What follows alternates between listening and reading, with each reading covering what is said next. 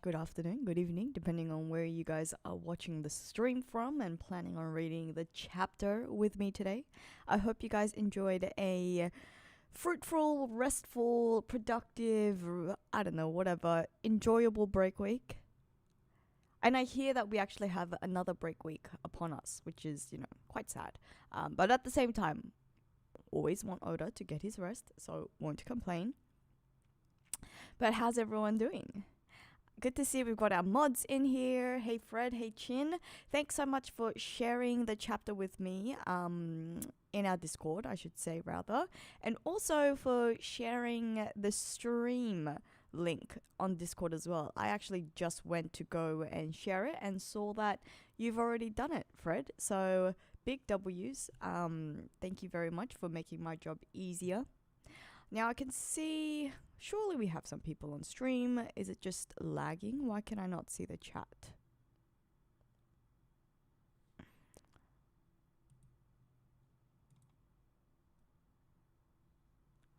Yo! Okay, so we do have people in the chat. I don't know why I can't. It's not really, seems to be lagging quite a bit.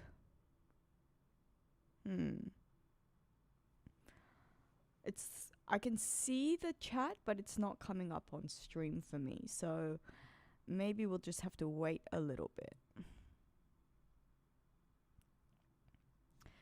This week has some weird presentation choices. Are we talking about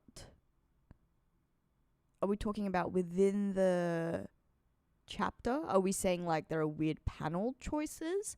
What do we mean by weird presentation choices? Or are you talking about the quality of my stream? I thought I checked everything. I did check the audio, so I do believe the audio is working. But look, that being said, I feel like my internet is lagging incredibly.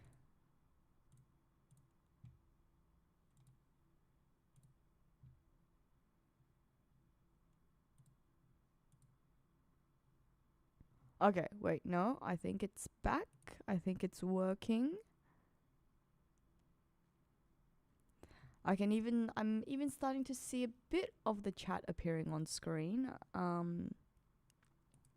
What's going on?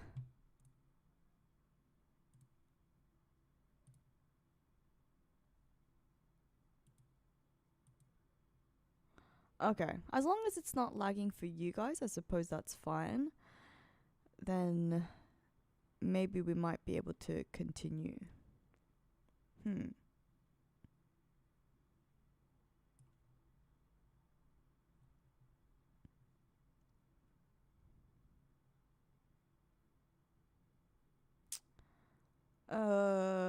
Okay.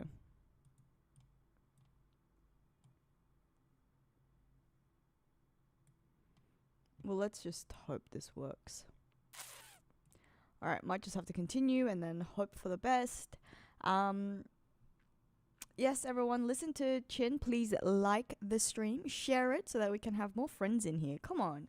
I know it's a Friday night and people are out partying, but what's going on? 16 viewers for only 16 viewers for chapter 1185. Is this a testament to how good or how bad the chapter is, or how excited people feel about the Brook flashback? Speaking of which, Uber Gamer, how do I feel about Brook's backstory so far? I'm really loving it. It is completely unexpected. You know, I don't think any of us were expecting Brook to be the major focus, or the character of focus, or the major straw hat of focus in Elbaf. So to find out that Brook is getting another flashback, and there is layers upon layers upon layers to his story, I'm really, really liking. Although I suppose we should have known, seeing that we were told this interesting tidbit of information about his time as a battle convoy leader. But I am really liking it. Also, it's making me ask more questions, asking even probably making me ask even more questions about his earlier his earlier backstory, things that his backstory hasn't got into yet. For example, who were his parents and is he related to the Davy D family? So that is something that I'm questioning, although I don't know how popular or how true the idea will be, but it's exciting. It is exciting. Ah, I see. Okay, people are too busy with the World Cup. Okay, fair enough. I have to confess that I'm not a huge soccer or football fan, so I don't follow it too much. I do know that Korea won yesterday's game. That's about it. But okay, fair enough that people are going to watch the World Cup or traveling on their way to watch the World Cup. Because the NBA finals are currently on as well. My beloved team Spurs are in the championship finals. And look, I haven't even been following NBA very closely lately either. But I was very excited to see that the Spurs have made their way into the finals. Although it's not, it wasn't. The last game didn't bode too well for them.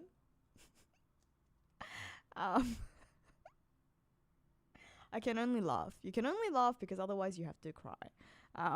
But I have faith.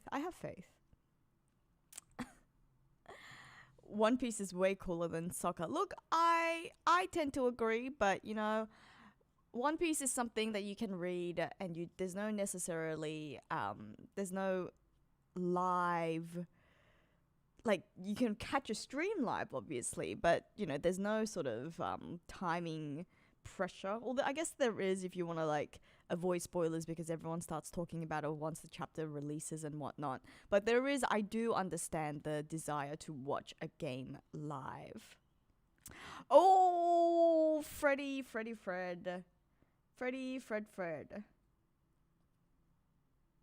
I'm just gonna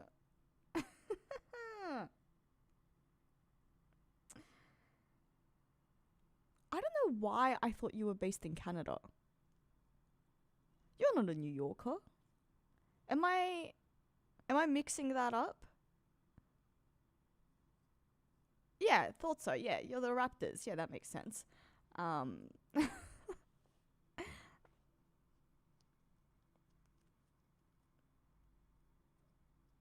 Yeah, that makes much more sense. I was gonna say, I swore I was wondering why I thought that you were a Canadian.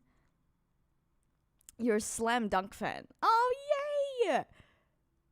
Is this a recent? Did you watch the movie recently, Chin? The movie really is very good. Not quite like what I was expecting. I don't know if I got to watch a trailer. I don't think the trailer before the movie came out gave away a lot of details, so I wasn't too sure what the slam dunk movie was going to be, but I was very happily surprised to find out that it focused on Ryota. I highly recommend it for people. Just recently, well, I'm gonna take the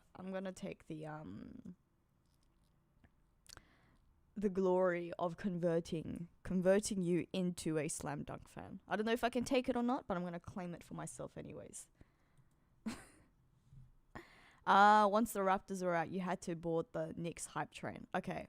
Well, you could have boarded the Wemby hype train. You could have boarded the Spurs hype train. So you've made a questionable decision there, Fred. But I won't hold it against you.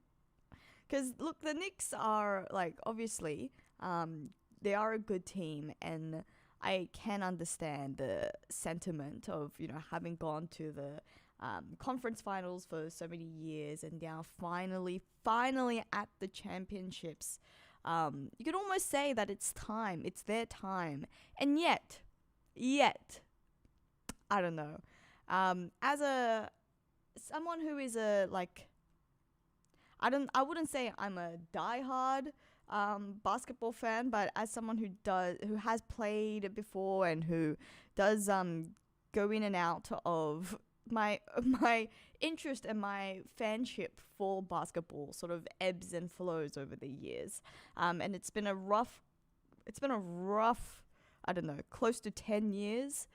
So for context, my favorite basketball player is Manu Ginobili, which is why I really like the Spurs, because Manu was a Spurs. And so to see them back in the championship, and they've also had a rough time, with Pop's illness. I think it's, and you could argue that like there's a lot more time ahead for the Spurs. It's such a young team, so their time might come later. But I don't know. In my heart of hearts, I think the Spurs can still bring it home. They can bring it home. So now what were we talking about? How do we even get onto this? Oh, it's because people are going out to watch the football. Okay, fair enough. People are out watching football. It's Canada. I'm surprised you're not watching, Fred. Or it just finished. Is the game ongoing at the moment, or is it just finished?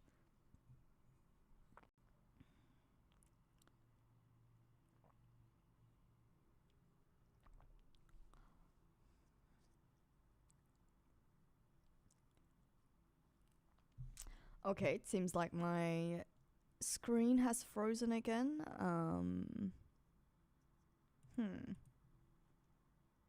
This is very annoying.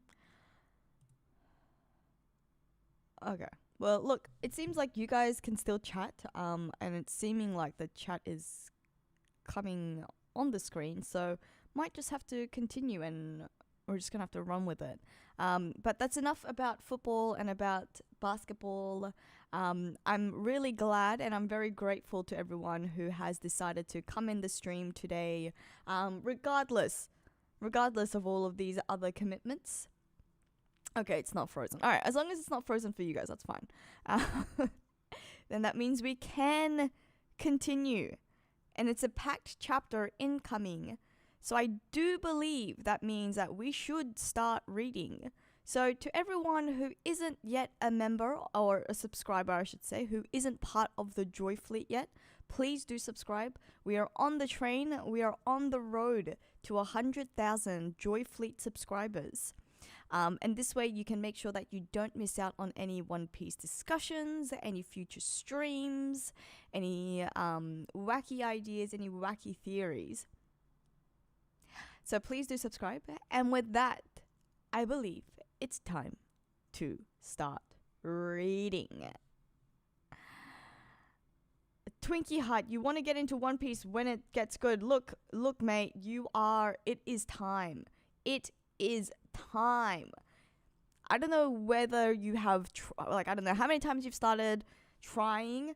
If you're starting from the beginning, which I really seriously do recommend that you do start trying from the very beginning. You could wait from the Wit Studios remake, which I believe is coming next year if you're trying to watch it as a manga, but I mean, watch it as an anime, watch it as a manga, watch it as an anime. But you know what? I actually think that the original One Piece Toei anime has a lot of charm. I think it's very, very charming and there's a lot for you to get out of. So I think start now.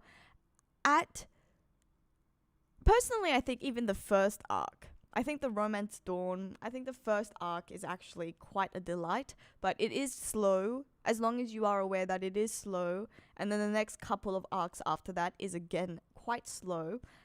Syrup Village in particular, I'm sure would lose a lot of people, but once you get to Arlong Park, I actually think once you get to Baratier. Personally, Baratier for me is what really converted me into a One Piece fan. But for a lot of people, Arlong Park is where it's at. So just get to Arlong Park and then you won't look back since.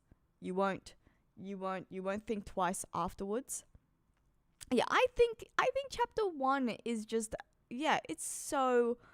I completely agree. I completely agree, but look, I can understand why not everyone feels that way, especially because if you're like a recent anime fan, as in like you're watching other animes that are going on currently, the scale of the animation, the pace of the animation, it's just completely different. So I don't know how old you are. For me, I think that was actually fine. It was fine for me to watch, even though I had watched a lot more recent animes before I watched One Piece. Um, but to be honest, I hadn't watched like a huge amount. Like I didn't start watching Demon Slayer, for example, or Attack on Titan. That all came after One Piece. So as someone who watched Naruto before I watched One Piece, for example, the One Piece animation pace and scale was fine. Fine. You want to compare it to something painful, compare it compare it to Naruto, and then One Piece is super fast. Zero, no fillers. It's amazing. But for people who are, and then also there is the added layer. This is what also I was getting at is as a late 90s baby, I was not I wasn't that turned off by the animation pace or the animation style because it felt very nostalgic for me. It felt like I was watching another a series that I grew up on, which is what would have been the case if I started watching One Piece a lot earlier. I would have grown with One Piece. So it's so for me, it wasn't that hard, but again, I don't know how old you are. You might be younger than me. You might also have been watching other, super fast, super packed, super flashy animes. So, just get to Arlong Park and you won't regret it. Look, yeah, Syrup Village, personally, I enjoy it. I enjoy the story, but it can be slow for people. And it's just, it's not the best arc. It's not the worst arc, but I can understand why it loses people, and I can understand why people find Usopp a bit of an annoying character. You've got to understand. You've got to understand Oda's intent behind Usopp, and then I think but personally for me, I also really enjoyed Usopp's character from the beginning. So, but I guess I'm a bit biased because the Straw Hats are my favorite character, so I can't hate on the Straw Hat. All right. In that case, we shall start reading. Hopefully you've left the chat by now. I don't know if you're still within the chat. I hope we've convinced you to go and start reading / watching One Piece. But I don't want you to stay because we are now going to read the latest chapter, which will mean that you will get spoiled, which probably won't mean anything and you'll probably forget what was even going on, but I don't like to spoil anyone. But exactly, Fred. That's exactly what I'm saying. It early One Piece felt very much like early 90s or 90s or early 2000s cartoons, which is what I grew up on. And so for me, it was very nostalgic and it felt fine. I wasn't that unaccustomed to that style of animation, but again, I understand if that's not the case for everyone. So, in that case, I hope we've convinced you. Now, please bugger off in the nicest way possible. So that just so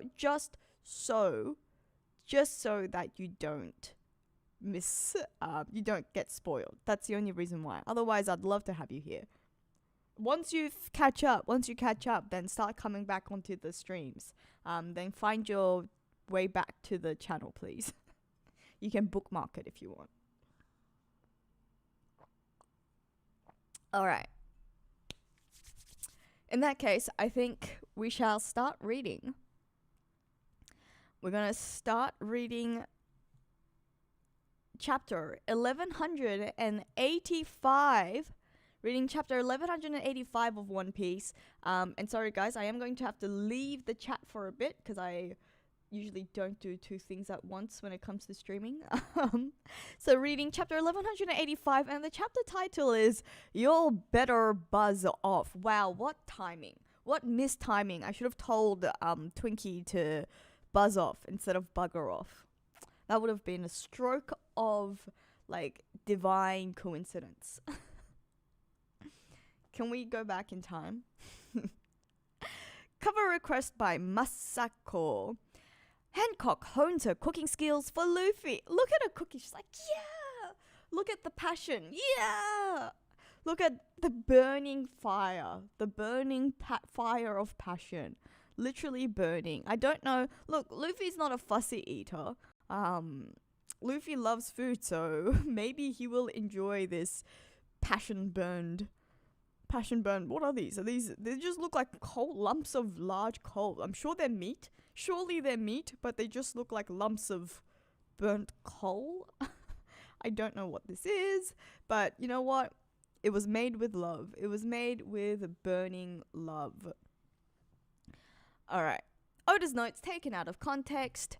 Lawson's Putty Putty Chicken is insane. It's the type of food you could open a store and sell just that. So Lawson's is like, I guess, a 7... I don't know if you guys have that in the US. We don't have Lawson's here in Australia. Maybe in other parts of Asia. But I have been to Lawson's. It's like a convenience store. Or am I thinking of... Is it the chemist? No, I'm sure it is the convenience store. There's another name for the chemist. Like the sort of franchise chain chemists. Is it Lawson's? Maybe that was in the Philippines. I don't know. Now I'm getting confused. But I'm pretty sure Lawson's is a convenience store in Japan. Anyways, it's very good apparently. It's Oda verified. Oda's taste buds verified. Alright, okay, here we go. Back into Brooke's backstory. Brooke's childhood. Kendall, make Brooke your page. Teach him good manners and how to speak properly. You got it, Lord Leuven.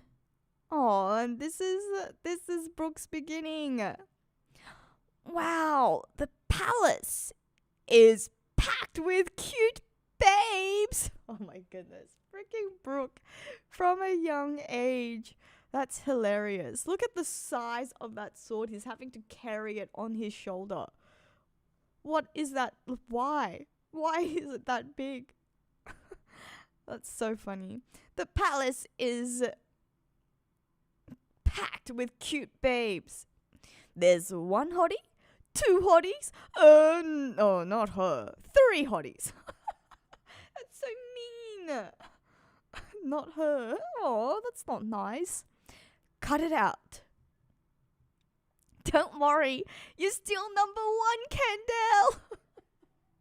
This is so funny. It's so cute. That's Lady Kendall. You're my page now. Yo, let me see your panties. Brooke. Even from a young age. Hey, do you have an issue with wearing your school uniform? If I let that school cramp my style, I won't be able to jam and make good tunes anymore. Don't worry though, I'm looking forward to rocking a guard corps uniform one day. I love it. He's such a free spirit. Such a free spirit.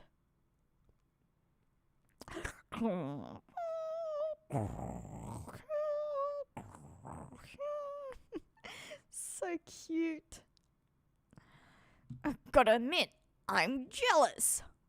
I can't believe this kid gets to be Lady Kendall's page. Yo! Kendall, do you have a type of guy you go for?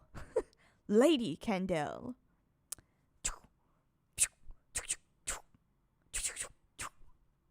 There is one man, but he's out of my league. Still, the reason I train so hard with the sword is to be by his side. Aww. I bet you'd get him if you dressed more like a chick instead of a dude. Freaking hell. That's not necessary. Being near him is more than enough for me. Huh? Near him? Does that mean... It's me? course not. Lady Kendall, don't tell me you even wear men's underwear. Oh my god. Wow, the manners, the audacity, the gall of this kid. I don't. Really? Then you've gotta let me see your panties. Brooke, your language is not improving. You have to be polite and use honorifics when you ask someone for a favor. Can you imagine? Asking to see someone's panties is a favor. It's a favor to ask someone to see their panties. Would you be so kind as to show me your panties? Of course not. Even outside of politeness, you need to consider basic decency too. I'm going to drill good etiquette into you. Good grief. Strength and etiquette go hand in hand. What? Then I'll do my best. I mean, I shall endeavor to give it my all. Oh, and now that's how he grew up. There's not a soul around who doesn't admire Lady Kendall. She shines like the sun. Wow. Okay, some foreshadowing here, guys. Some huge foreshadowing. She shines like the sun over the whole nation. Now that I think about it, there was this one time a world government ship drifted up here in Esperia. The kingdom was thrown into panic, as no one had ever dealt directly with people of such stature. The celestial dragons? Yup, the pressure was overwhelming. Dun, dun, dun. Lady Kendall was actually bedridden for a few months after that, probably due to the stress. I don't know, I'm sorry. The world government came to Esperia, and then Lady Kendall was struck bedridden for a few months after that. That sounds very fishy. Probably due to the stress. You wouldn't believe how dark the kingdom felt back then. Yo! I shouldn't laugh, but it really was like the sun set on our kingdom. We were talking about this just a few chapter readings ago. Esperia, the kingdom in the west, where the sun sets. Oh my god, I know, because I know where this is going. Esperia doesn't exist anymore. Oh my goodness, I am scared. I'm scared. But that was just the beginning. You wouldn't believe the influx of news that followed, princess. Huh? Your father, the renowned rugged prince, ascended the throne. And you can see Kendall next to him. And at the same time, he married your mother, Lady Kendall. The celebrations across Esperia were as thrilling as a live concert. And then we were blessed by your birth, Princess Shuri. Dun, dun, dun, dun, dun. The nation positively bubbled over with joy. People were always saying, I want to see her face. I want to see her face. Or, she's so cute. Or, she takes after her mother. Oops. I'm getting off topic. But you get the picture. That's why I love your folks. They're my ultimate benefactors. In fact, I'd gladly relinquish my life for those two. Check out my latest hit. Relinquish rock. Rock. I don't know. This is all like... This is all coming together. Relinquish rock. You guys just came out with a video about how Brooke seems to be Rock's brother. Or someone also said could be uncle. Cousin. I read a comment about a cousin. So look, I'm sure they are related, and now he's got a song called Relinquish Rock. I don't know, guys. I don't know. Mummy and Daddy. So Brooke, What would you do if I were in danger? That's obvious. I'd lay down my life in a heartbeat for you too. Is that just because I'm their daughter? No, it's because you're you. You're supposed to say that wholeheartedly without hesitation.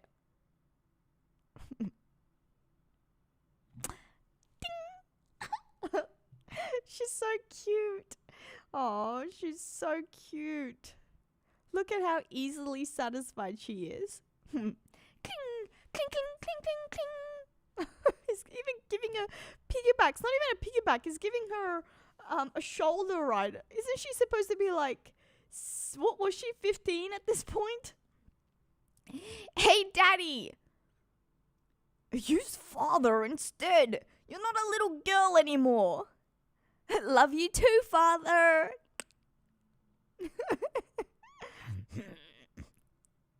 So cute. Princess Shuri, if you're craving freedom from your parents, you know you can always vent it out with a song like this. What did she do instead? You all better buzz off. Why do those lyrics always sound so weird? This is such a cute... Oh, I can't wait to see this animated with the music as well. It's a dialect from a kingdom in the west called Kamigata. Wait, what? Is this a new one? Have I heard of this before?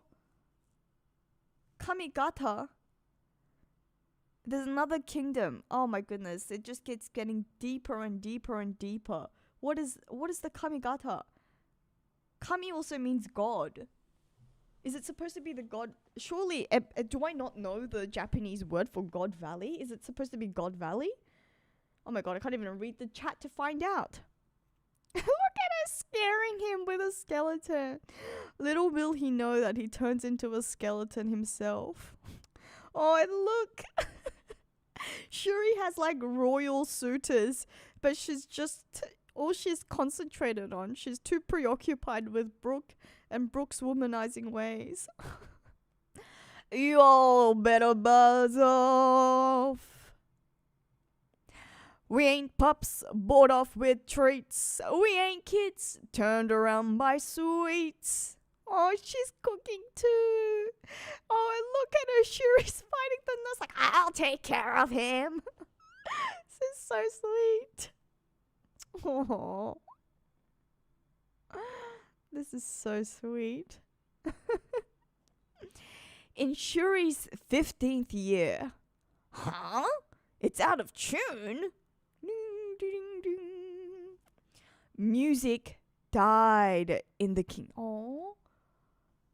Music died in the kingdom of Isperia. A thick mist shrouded the country and lingered for half a year. The land's treasured instruments decayed as the mist turned into smog. What? The island was swallowed whole. What? That's crazy.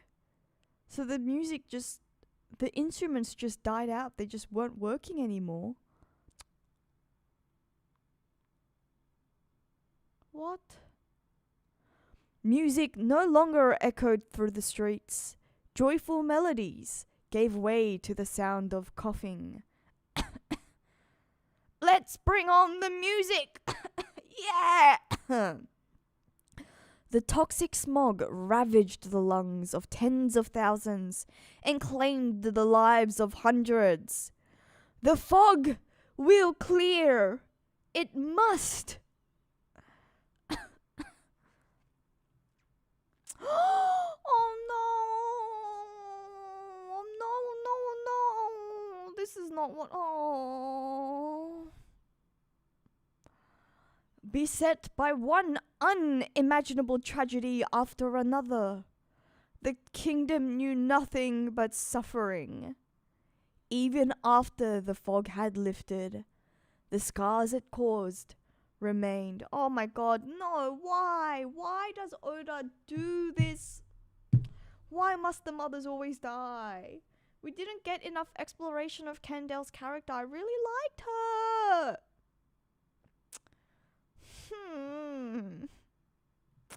Oh, look.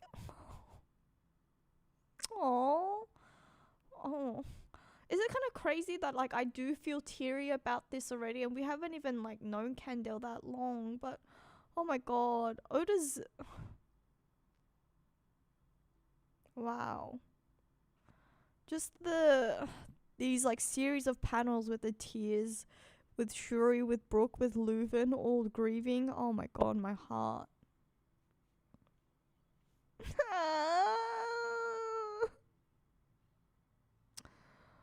Oh. Your Highness, we still owe the government this year's heavenly tribute, but we can't afford to pay them. Here! Whoa there! Princess, the way you move, sometimes it's like you can see the future. Oh my goodness, even that feels like foreshadowing. Could be her eyes, could be her heterochromia. I'm gonna be just like mother. I think you'd be well suited for that, but I doubt your father would be pleased at the notion of you fighting on the front lines, princess. Father, he seems troubled lately. I have an idea why, but there's nothing we can do about it. I will simply follow the king to the very end. Didn't you want to become a pirate, Brooke? I'm happy to put my own dreams on hold while I repay my debt to His Majesty. When the time comes, I'm going with you. Oh my freaking god, is that some sort of foreshadowing or what? What? Absolutely not. Try and stop me. The world government is our enemy. This means war. Oh my goodness, look at how he's turned out. Look, oh man, this is the face of a man who has gone through some stuff. Oh my goodness, look. Oda's done a magnificent job. Magnificent job with the details. I don't know what it is, but you really feel this disheveled. Wow. What? Understood. Commander! Your Majesty! I just asked that you tell us your reasoning first. Brooke. They demanded 1,000 slaves. That is the only way they would waive this year's heavenly tribute. Slavery in the Holy Land is a fate worse than death. Oh my god. Oh my freaking god. No way. That's so... Oh, Leuven, you freaking Chad. He'd rather risk his country than sell anyone and send anyone up for slavery. Oh, wow. The government's armada will arrive in 2 months, and I have no intention of choosing human sacrifices to hand over to them. Is our country done for, Commander? Don't all non-member nations turn into lawless zones? Are they really going to loot us for everything we've got? Apparently, there was once another nation in the West Blue that had disappeared too. I've heard there's all these tales out where the deadly sea wind wails, about a land that makes the mighty shake with fear, a land they won't come near, a home for the samurai and them giant folk. It exists like all the tales spoke.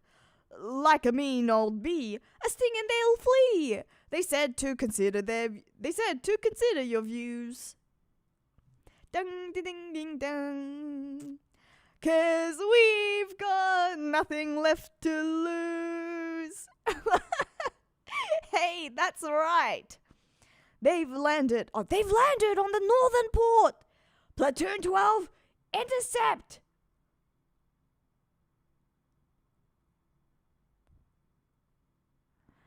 You better buzz off. Nobody said there'd be this many of them. Don't let them set foot on the island. Boom, boom. You better buzz off. We're out here on the map's edge, but don't you all scoff. Our name ain't something that can be wiped with ease. You'll find taking our home ain't gonna be no breeze. Commander! The enemy has breached the palace. Oh no! But freaking hell, look at that. That's so cool. Look how many Brook cleared. Look how many Brook cleared by himself. Commander, the enemy has breached the palace. I'll hold the barricade at the staircase. Why can't I fight too? That's out of the question. We'll be at their mercy if they capture you. You can't have any ideas, any crazy ideas now, princess. It's a radar. Oh man, princess, the garden we've always walked in, it's been set ablaze. Oh, your majesty, the junkyard we used to play in has been reduced into a hellish inferno. You better buzz off. You better buzz off. The edge of the map's a hell of a sight, 'cause it shines mighty bright. If we finally snap for real, that shaking is all you'll feel. Your Majesty, Princess Shuri. Oh no.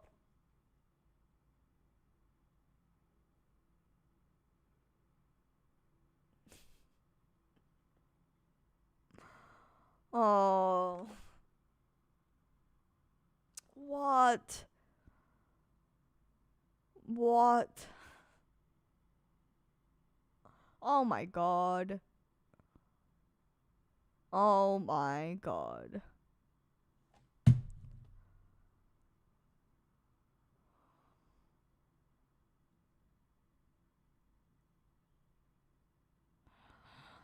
They've been dummy reversed.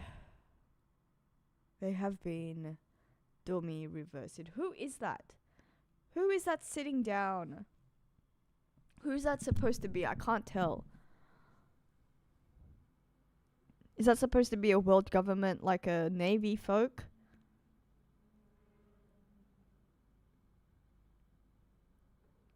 Oh my god.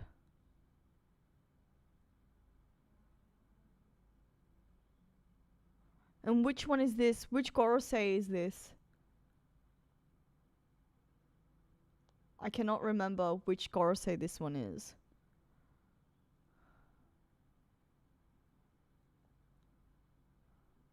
Oh my goodness. Oh.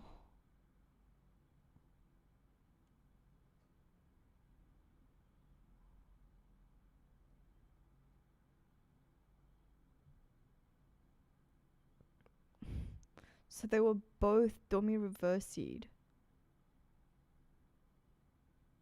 Or do you think they both signed a contract?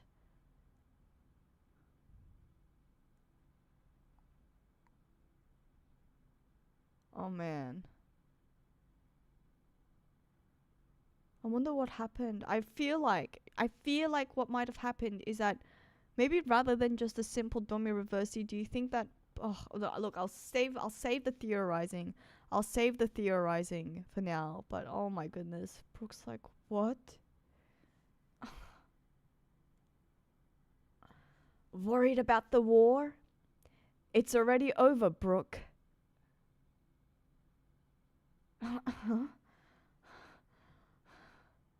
Aren't you happy?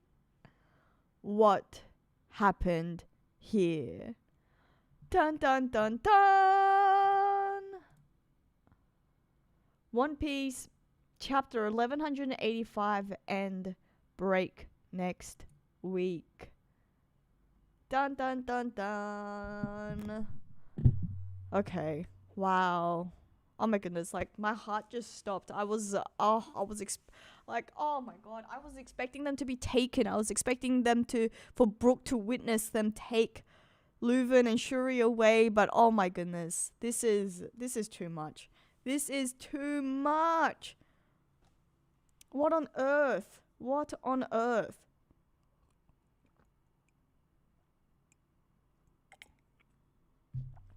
Oh my goodness.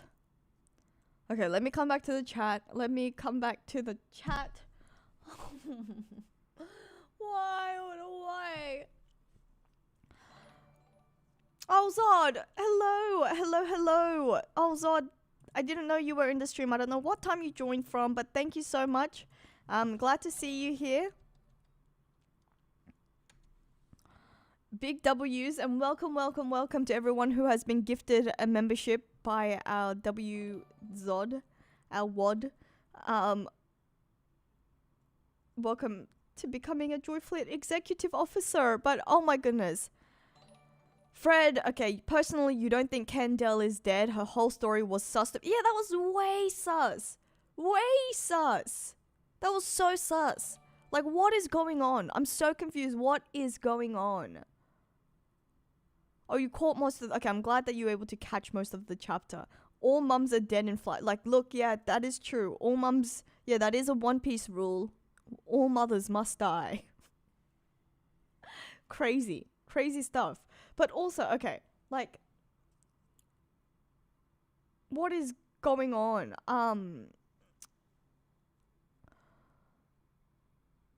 The mist that shrouded and fogged Isperia, that made all of their weapons turn to dust and decay, that stamped out music in the kingdom. Like, what? Yeah, Kendall being mysteriously bedridden for months afterwards.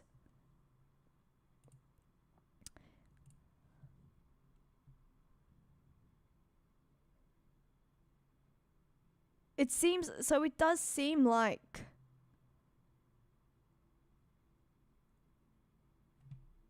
a gas, not mist, gas. Like the, very true.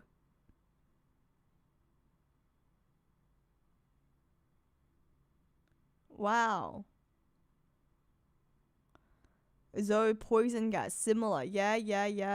Yeah, like it doesn't have to be Caesar, right? It could have just been, could have been a Mads creation. Actually, no, Mads wouldn't have been created by this point, but, you know, it could have been another scientist creation.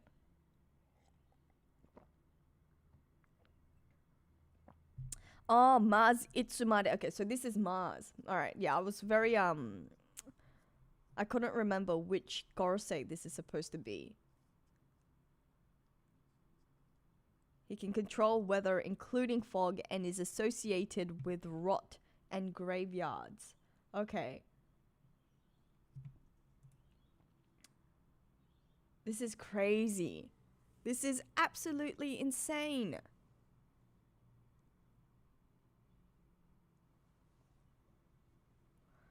It could have been the gas fruit. Yeah, so it could have been for 6 months. Okay, so here's Fred's idea. I think Kendall is the shadowy figure. When you say shadowy figure, you're not talking about, are you talking about the knight that's standing behind Shuri? The one having a smoke? Or are you talking about the actual, Gorosei, the beast, the yokai? The shadowy yokai. I'm guessing you mean the shadowy yokai, because your next idea is that you're going to find out that the Gorosei inherit each other's powers. I don't think we've actually been confirmed they have devil fruit powers. No, it hasn't been outright stated that they have devil fruits. So they inherit each other's powers. So what are we saying? Are we saying that Candle was one of the Gorosei at this time? She was one of the Gorosei, and then the Gorosei, she's been replaced since then? Is this what we're thinking?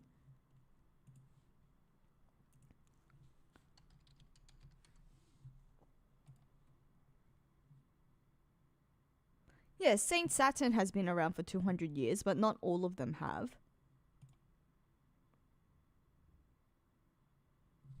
And we have always said that Jupiter seems like a new one. Jupiter seems new, so it's possible that, you know, Candle was recently replaced by Saint Jupiter. Oh.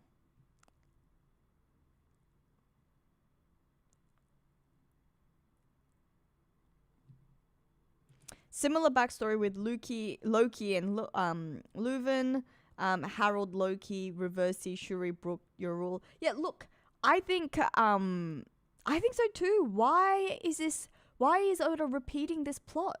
Why does Oda keep repeating this plot thread?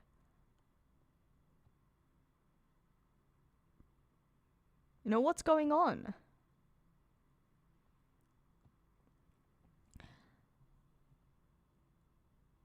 Oh, Zod!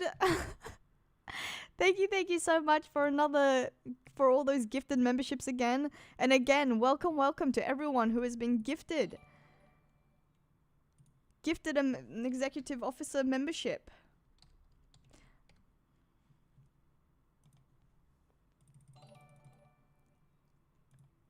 Maybe Candle can pass as a holy knight, but an elder star is way too far-fetched. Yeah, look, I agree. I do agree, but you know, it could be a point that maybe the Gorosei can bestow their powers onto someone, or I guess Imu could have given yokai powers, their village powers, to people outside of the Gorosei as well, because he seems to have gifted Shuri with immortality compared to other gods' knights. Or this could actually just be Mars himself in the flesh. And then the mystery behind Candle is something else entirely, because I do agree that it is all seeming very, very suspicious. What do you mean she was struck down? What do you mean she was bedridden for months after they came? Why did the world government decide to come to Isperia at all? What is special about Isperia? This is all seeming very, very sus.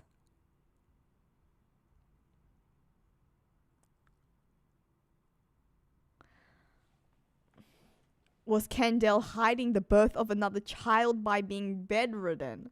Wow.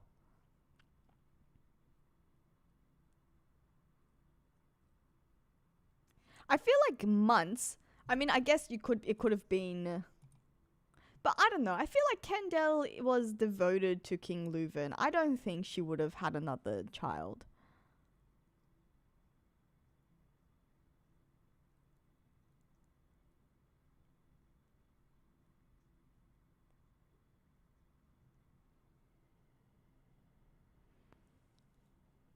But this is insane. Yeah, and then who is this knight? Do you think this might be the former fleet admiral?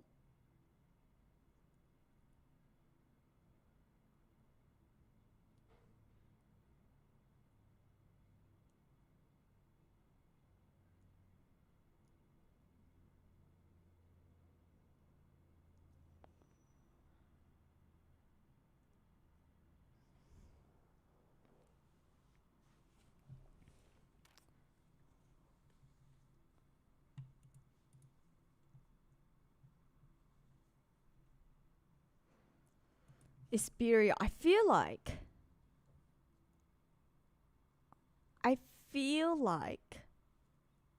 this idea of, I feel like there must be something to do with Isperia being a land in the west, holding some sort of significance. All of this sun imagery, we got so much sun imagery in this chapter, you know, about Candel being the sun, about how it seemed like the sun set on the kingdom. I feel like the world government, Imu chose Isperia in particular for a reason. Whether that be because he wanted Shuri in particular, or whether he wanted Candel in particular, or whether he wanted... Could be something to do with... could be like the music. It could have something to do with the music and the... Maybe Isperia is really the kingdom of Joy Boy. Like, was the former kingdom... That's where Joy Boy hailed from. The same way that God Valley is where the Davy D clan reside. Maybe Joy Boy was from Isperia.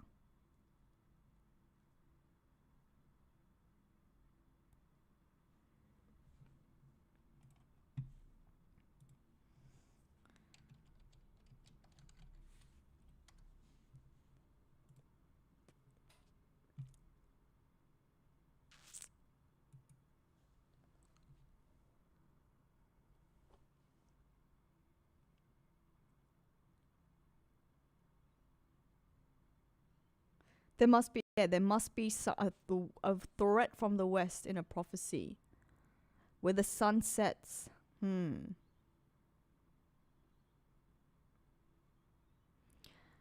think Candel was being sus? I don't think necessarily Candel was being sus. I feel like there is something suspicious surrounding Candel's illness and death. I definitely agree that there's something... I agree that, you know, there's something suspicious about her illness and the way that she died. I'm not too sure that I'm going to say that it was her herself being suspicious. Yeah, like Marcador, that's exactly what I think too. The poison mist, yeah, that gas, that mist, that is sus. Marijois required more slaves, so they made it harder for kingdoms to pay the heavenly tribute so that they would offer up more slaves. Yeah, perhaps. And then maybe Isperia isn't the only kingdom they did that to either. Maybe they did that to all the kingdoms. So it could have been that what happened years ago, before Shuri's birth, was that the world government went on an expedition and they traveled around the world to all of these multiple kingdoms, and they did about a bit of a scouting exercise. They did a bit of a scouting exercise to find out what everyone's kingdoms were like, what they could exploit, where their vulnerabilities were, and they looked at Isperia and went, okay, so this is the kingdom of music, we can gas them out, and we can, seeing as they make their money through selling instruments, we can remove their ability to create instruments and sell and export those instruments, thereby making them, thereby forcing them to offer up slaves in lieu of their heavenly tribute.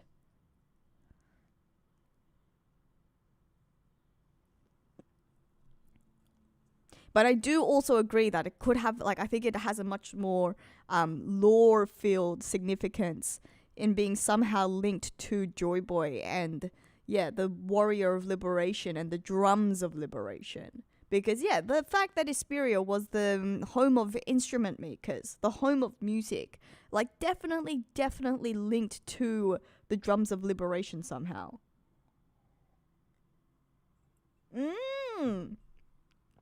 I like that idea as well, Megamigs. Doesn't necessarily have to be instruments. It's the joy that they were spreading through their music. Yes, that's a good take.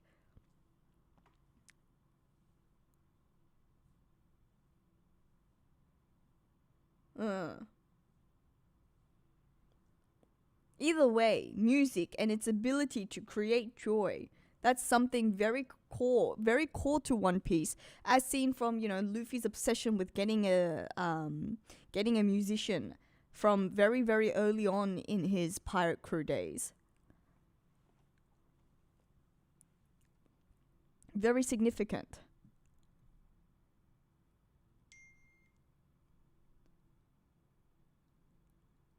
Huh. Huh. This does throw a bit of a spanner in the works for me. Throws a bit of a spanner in the works for me because I was actually just about to release a video. Well, I was planning on releasing the video last night, but then the thumbnail isn't ready. So I was planning on releasing a video today about Shuri's significance. And I don't think all of it, I think a lot of it still aligns. I think it still makes a lot of sense. But there was a section in there where I literally was saying, like, we're going to find out how Imu's control powers were involved in Shuri killing Leuven, whether that be that she was Domi reversed, whether that be that he was Domi reversed, and asked Kendall to asked Shuri to kill him, much in the same way that Harold begged Loki, or the same way that Rox asked Roger and Garb. And I was saying that, in this case, I do think it's going to be Shuri that was controlled and then killed Leuven. And then I also said, but, maybe it's going to be more complicated, and Kendall could have been involved, and Kendall might have been the one that was turned, and then Shuri got caught up in the middle between an unexpected and unexplainable fight between her parents.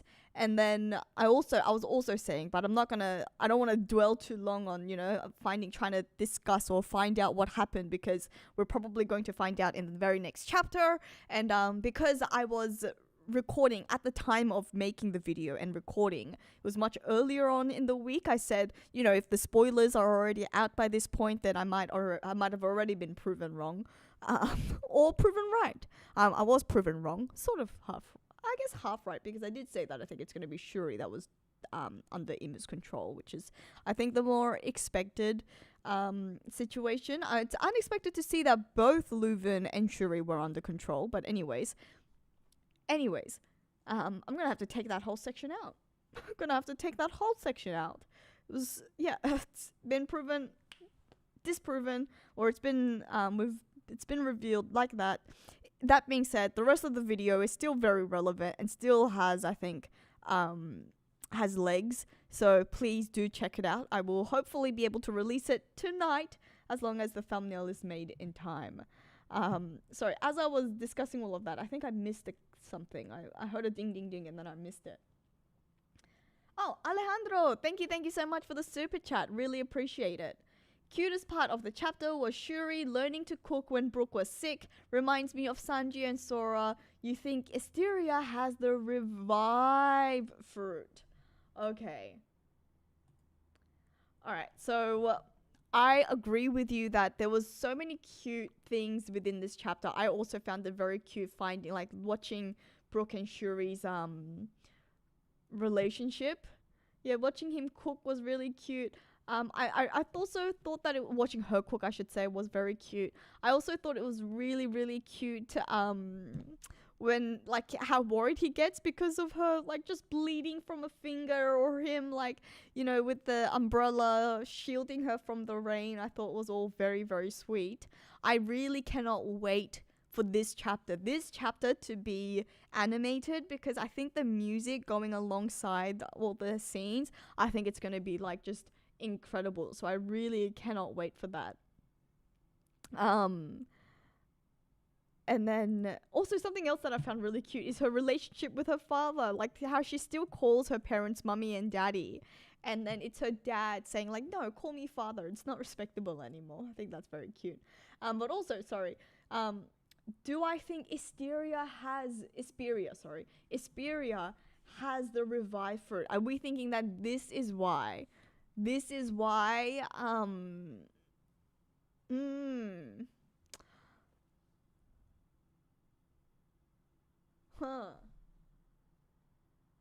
did we find out? When did we know? I'm sure we do know, I'm just forgetting at the moment.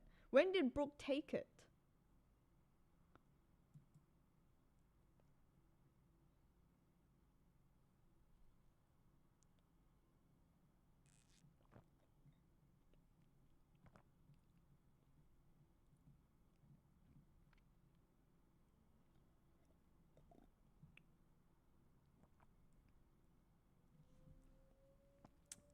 It was before he was a Rumba pirate.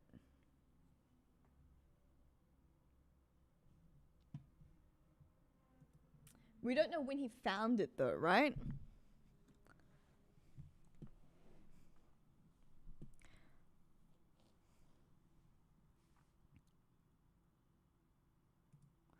Let me find the chapter.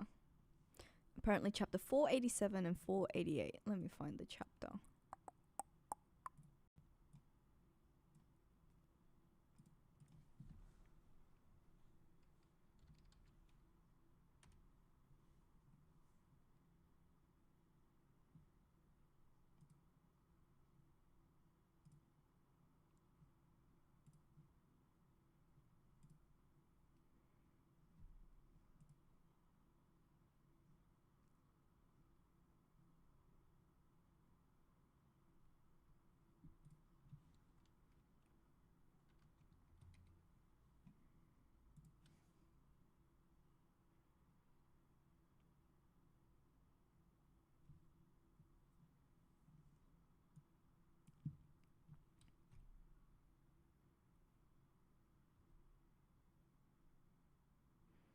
All right, reading. I've got chapter 487 up now.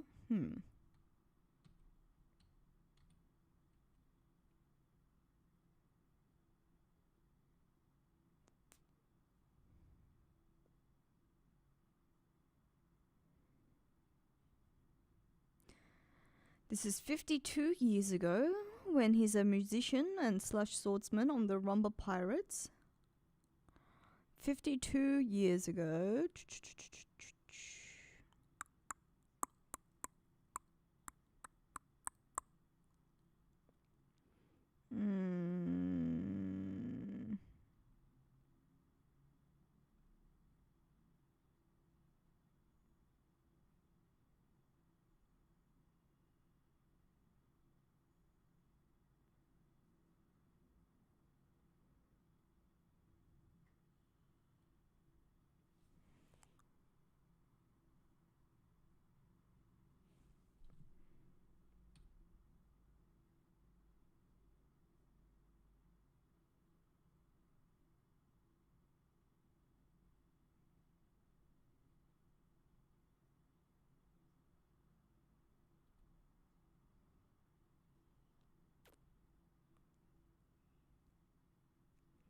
Yeah, we don't know when.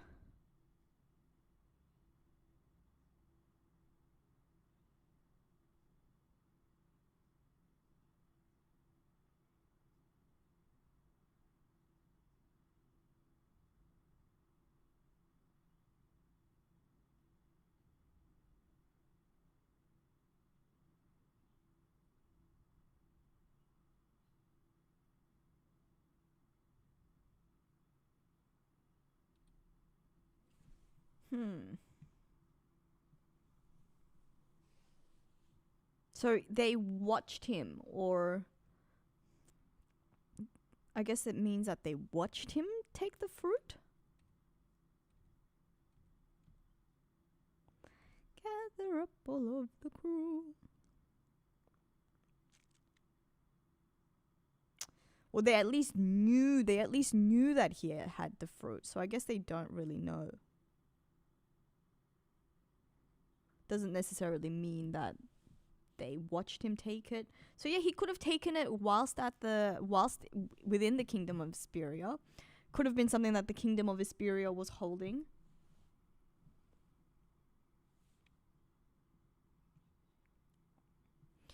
Your idea is that Leuven isn't dead and he's going to tell... Yeah, could be that Leuven tells him, like, take this fruit, save Shuri, or save yourself, make sure this kingdom doesn't fail until the very end. I do like that idea because it would track with what we see a lot of, like, special kingdoms do have a special devil fruit.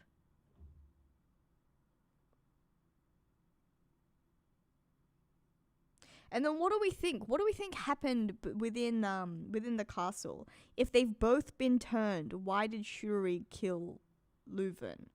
If they've both come under their control, if they've both been turned, both coming under Imma's control, why is it that Shuri killed Leuven? I'm thinking I'm thinking that maybe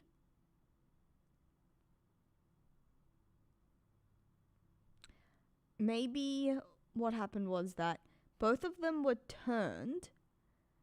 Well, maybe both of them actually offered themselves up. Once they saw that how the situation at Isperia was going, maybe Leuven and Shuri offered themselves up to the world government and said, look, just take us instead, leave our citizens, leave our people alone.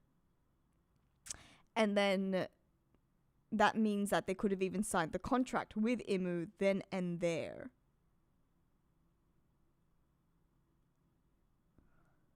I know that Leuven said that the world government was his enemy, but like once he's found out that, you know, they're all going to die and that the people are suffering, maybe he thought there was a way to save him. Similar to the Odin situation, you know, just take me instead. A foolish decision because they should know better.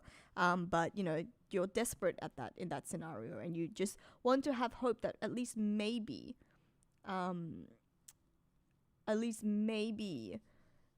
my people will survive even if I die. Either way. And then once they got turned, whether that be out of their own will or whether that be because they were just forced, Leuven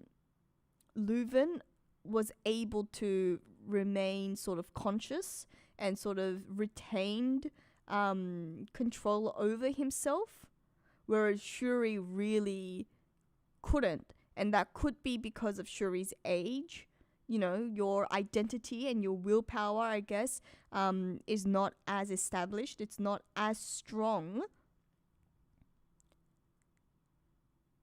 Which meant that even after they were both turned, Leuven was resisting Imu's control, similar to what Harold was doing, and was still resisting Imu for a long time.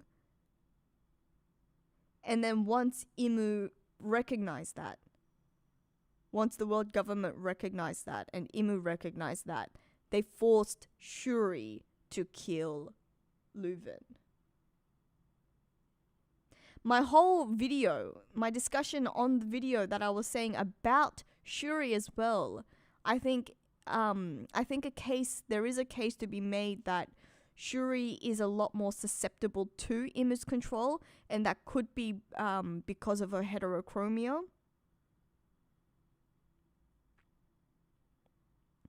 There's so many things within that video I'm going to have to readdress and have to reword because that's going to be fun. Or maybe I should just release it as is and then I'll let you guys in the comments sort me out. Yeah, exactly. Both Harold and Rox were still conscious even after Domi Reversi before they died. So I think it's possible that Leuven was still resisting, but Shuri might not have been able to, whether that be because of her age, whether that be because of her heterochromia, meaning that she's more susceptible to Imu's control. Or they were just forcing Leuven to turn, but because he was resisting, that's when Shuri offered herself, and then she ended up getting fully reversed and they killed her father. Okay, I see that. I do see that as well, Chin. And yeah, it doesn't seem like she has her arrow powers at this point. Yeah, I'm sure that that's something that she gets later, once she becomes a little bit more indoctrinated within as a holy knight.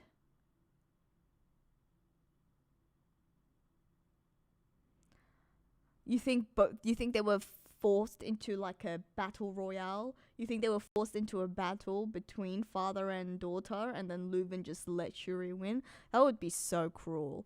That would be so freaking cruel. Also, let's go back because didn't Brooke say that? I thought it was highly suggested that Brooke didn't witness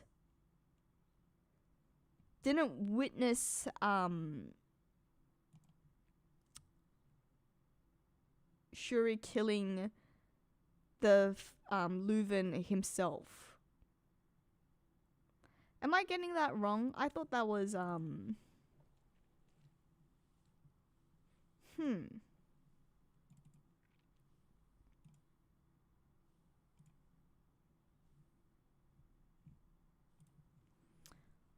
Brook, Brook, Brook, Brook, Brook. Brook, Brook, Brook, Brook, Brook, Brook, Brook, Brook.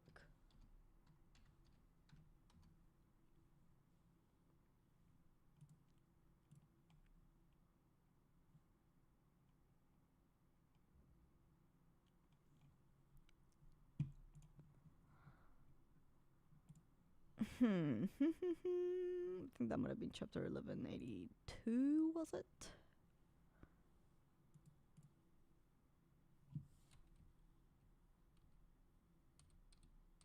Maybe chapter 1183.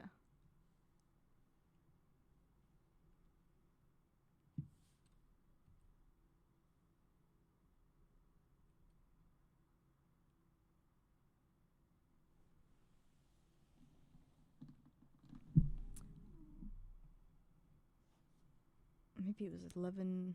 No, so it was in chapter 1183 when he says that he hasn't seen her since she left to Marijois.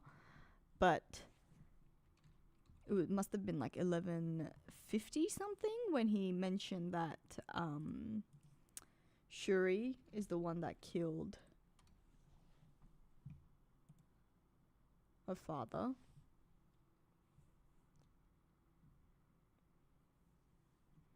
$1173. Okay, much more recently. Because I thought I remember him saying that, like, I heard she said.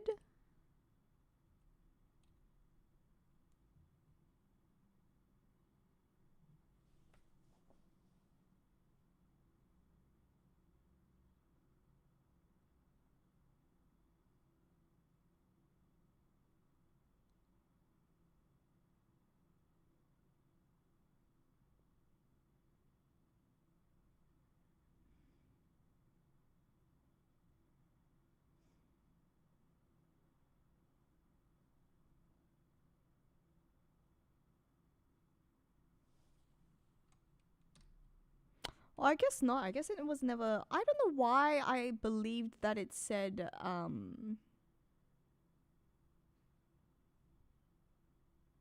know why I had it in my head that it was stated that Brooke didn't actually witness it himself. Maybe because I just. I think the assumption was that because he said I haven't seen Shuri since she left for Marijois. I think I assumed that meant that the killing must have happened in Marijois. Whereas now we just found out that it's actually happened here in Esperia itself. And Brooke actually did. Well, he didn't get to witness her kill Leuven, but, you know, the very much right afterwards.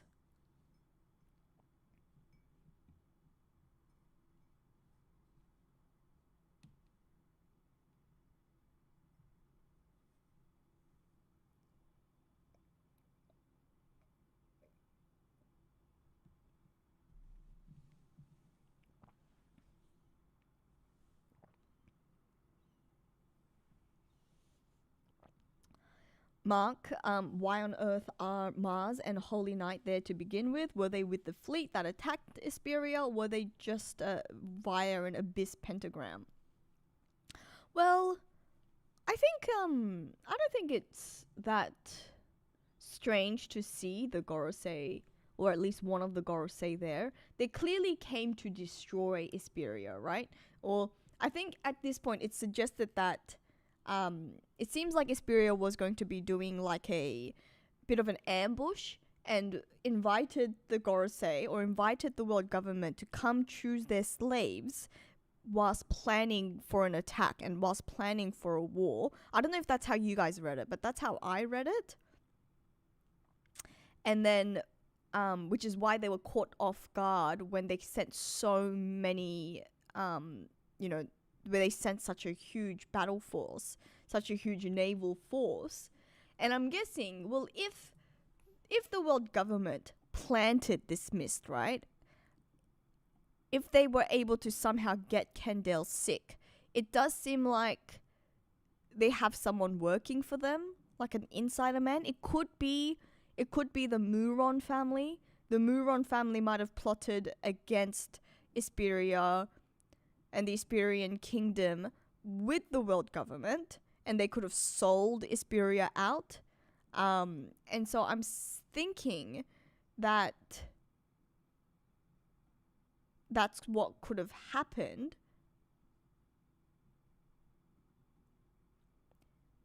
And in which case,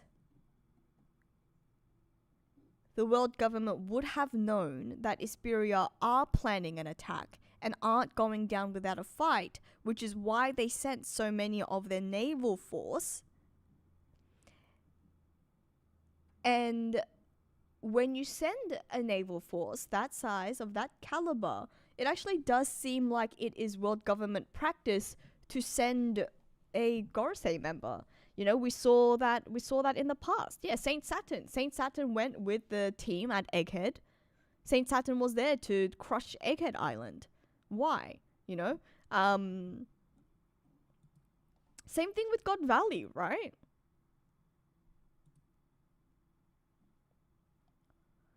I don't even necessarily think that the Armada is a decoy. I think they're just there to oversee the process. Yeah, exactly as Mega Mig says. I think it's like they act as the generals. They act as the commanders in a situation like that, because when it's a serious battle, when they're expecting a serious fight, I actually think it's stranger. I think what's even strange, I think what doesn't sort of align properly, what doesn't quite make sense, is that why was there no Gorosei present at Ohara?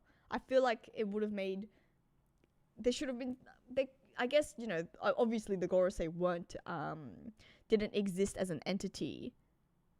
We weren't aware of their existence and their sort of importance to the story then. But maybe Ohara actually, maybe even when Ohara was being blasted and that buster call was being sent, maybe there was was Marcus there at Ohara? Maybe you're right. Maybe I'm just forgetting it then. Was Marcus on the ship for Ohara?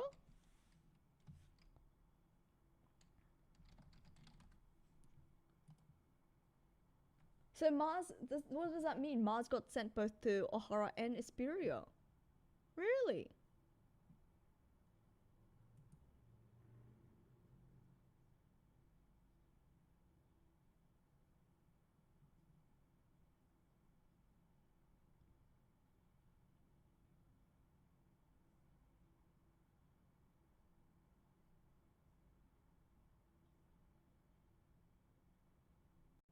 Yeah, I thought they were just overseeing it, right? I don't think Marcus was on the ship.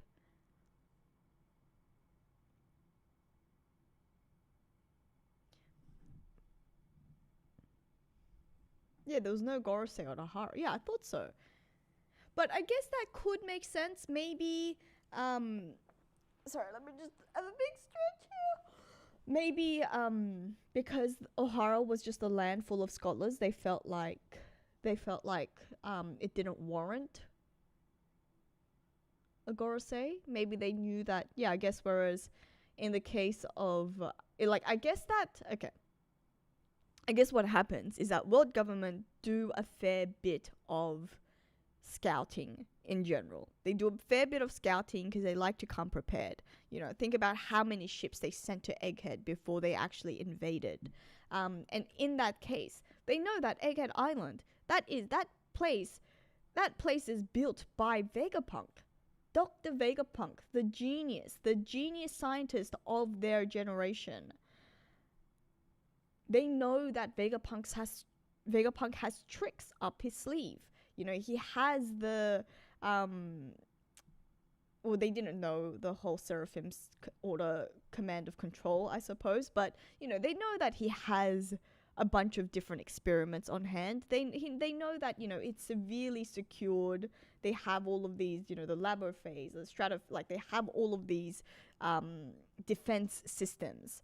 And so they knew that a Gorosei would be necessary. I guess in the case of God Valley, Garling did a bit of a reconnaissance mission before he left, maybe could have known that, you know, there is a fair bit of willpower within this land. You know, the Davy D clan, for example, so they could fight. He could have known they might fight. In the case of Hesperia, they knew, you know, especially if the Muron family, if the Muron underworld sold Hesperia out, then I think Muron would also tell them, just beware, they have this guy called Brook, Quick Flash Brook. He's a formidable fighter. Their queen is a formidable fighter, which is why they got rid of Kendall first.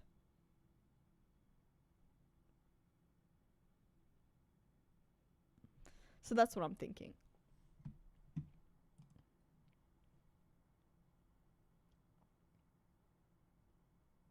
Chin, yes. So you're saying no army, no pirates at O'Hara, no serious threat. And Growth Songs, hello. I don't know what time you joined in, but I'm glad to see you here. Thanks for dropping in. We knew about the Gorosei since the Jaya and Skypiea. The Gorosei are the ones who sent to kill Clover. So, sorry, you're right. We knew that they were the ones.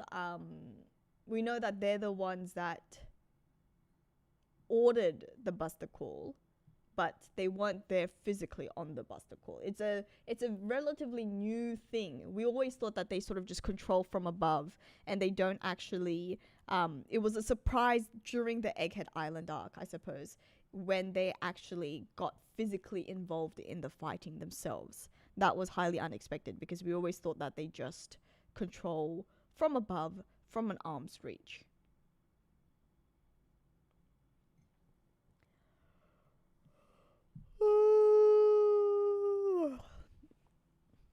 The mic's not working. Oh no. What did we miss? No sound at all? Is that working now? It seems like it's working on my end.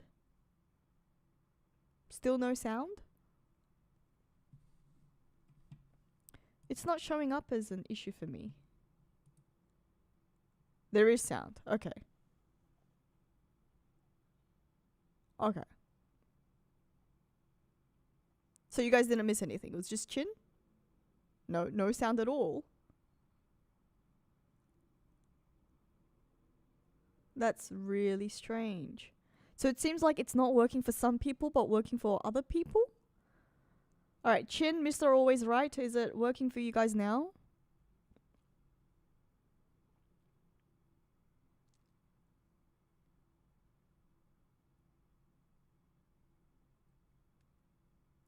Hello. Hello.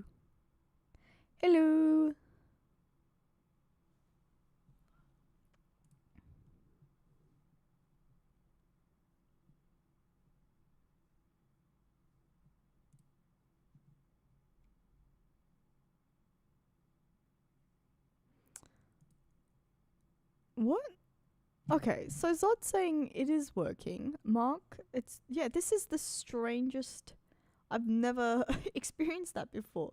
So it just works for some people, but what doesn't work for other people? Now I'm also getting I'm getting suspicious now. Are you guys just trolling me?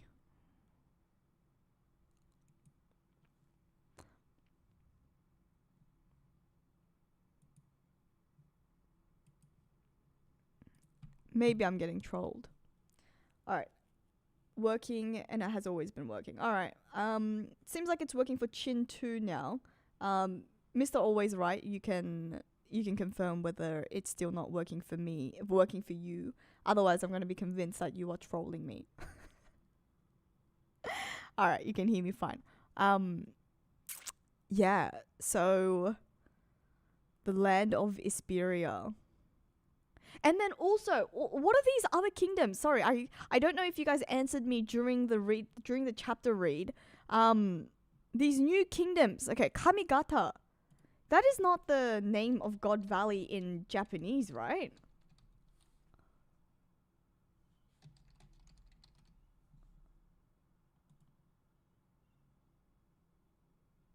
Because kami means god. I know that. Is gata valley?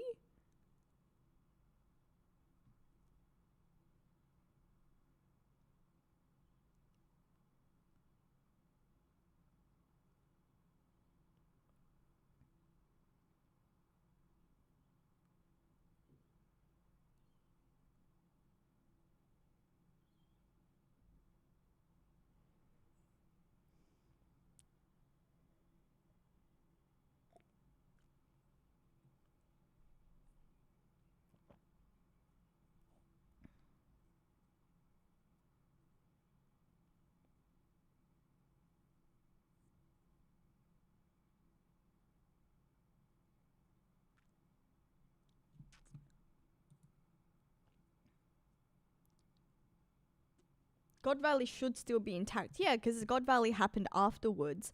But I mean, yeah, okay, so there's two ways to think about this, right? Kamigata, it's all it's stated is that it's just a dialect from a kingdom in the west called Kamigata, and Kamigata is or God Valley is a West Blue nation. And then it's later on when he's singing his song and people are worried, like, is this the end of his period? That he says that, what does he say? He mentions Wano, he mentions Elbaf, and then he also mentions this idea of another kingdom that failed, right? So it's, don't all members, let me get to it. Don't all non-member nations turn into lawless zones? Are they really going to loot us for everything we've got? Apparently there was once another nation in the West Blue that disappeared too. That's not necessary. So that other nation, that's another nation in the West Blue that's disappeared. Not God Valley, because God Valley is still intact at this time. And then he starts singing, I've heard that there's all these tales about a land that makes the mighty shake with fear, a land they won't come near, a home for the samurai. So these are two non-world government affiliated nations.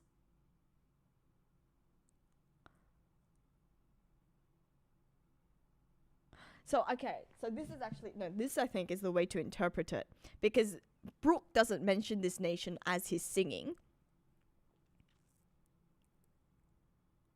The people are worried, hey, I've heard that if you become a non-world government affiliated nation, you become looted, you become a lawless zone, and you end up disappearing. I know that there's another one within the West Blue that has disappeared too. And then he says, yes, that's true, I've heard all of these tales, but I think he's trying to keep their spirits up, right? If we fight back, then we can... If we fight back, then we can survive. And then he's saying, there are lands that have survived. It exists like these tales, and like a mean old bee. So like the world government is just like a mean bee. A sting, and then they'll flee. So if we fight back, we can survive because there are mighty lands that can remain unaffiliated, like Wano, like Elbaf, two examples of unaffiliated kingdoms. However, obviously Asperia is not a successful tale of an unaffiliated nation. Instead, it becomes like another kingdom within the West Blue that disappeared. So there is one unnamed nation that has disappeared, and then two which could or could not be, which may or may not be the same thing as Kamigata, but Kamigata may also be God Valley. Now, which takes me back to what I was trying to do. What is Gata in Japanese?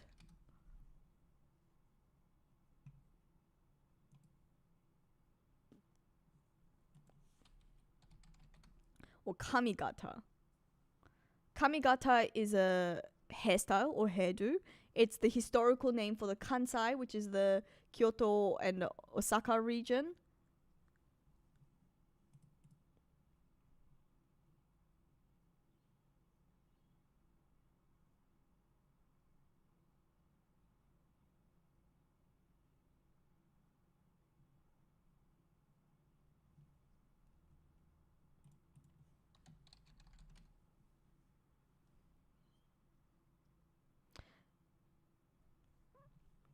So, yeah, Kamigata was the historical name for Japan's Kansai region, primarily encompassing the cities of Kyoto, Osaka, and Kobe. It usually means upward or towards the capital. So not necessarily towards, doesn't necessarily have anything to do with the west.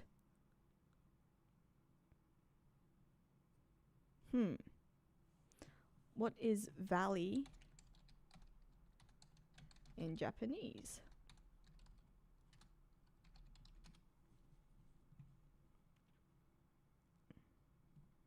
Tani. Valley is tani, so it would be kami tani, not. If I translate God valley, it godubare. Kami no tani. It would be kami no tani, not really.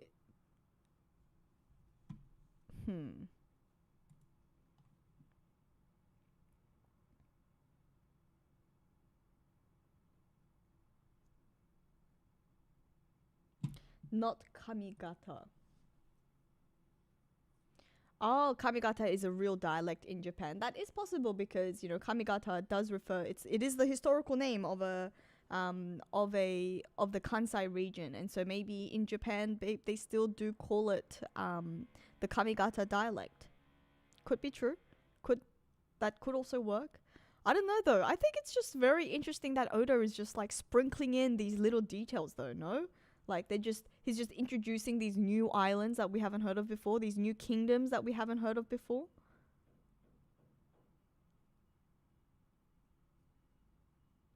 Vakabrozo, thank you. Hello. I'm glad to see that you have joined us. Hopefully I'm not too sure whether you were here for the chapter reading, but I hope that you've read it yourself. Ohara, God Valley, Esperia, all in the West Blue. Yeah, West Blue has not been having a good time. They're the weaker nations. I know, and we were all told that the East Blue is the weak sea. But it's the West Blue. It's the West Blue where they're all getting killed off. Matima-san, not too sure if dialect is the right word, but I think it's like a way of speaking. Thanks for reading, by the way. No worries. Thank you so much for explaining. What is your... Are you from Japan? Have you spent time in Japan? Are you Japanese? Please do share further info, because I am very curious as to where we're getting this kamigata from.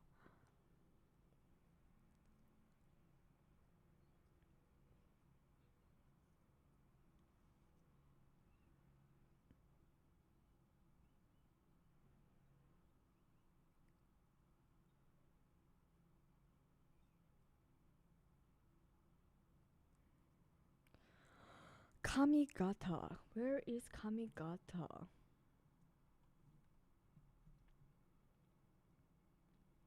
You know what? I'm gonna have to find.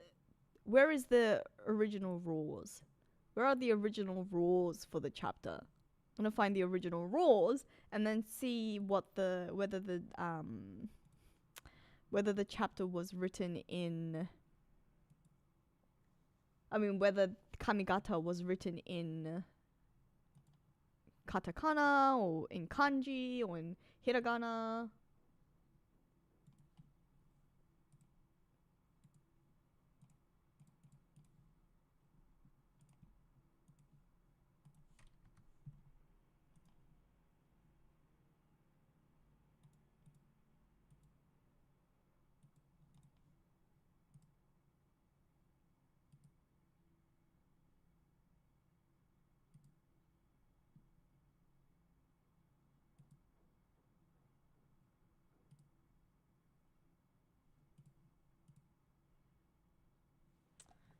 Here it is.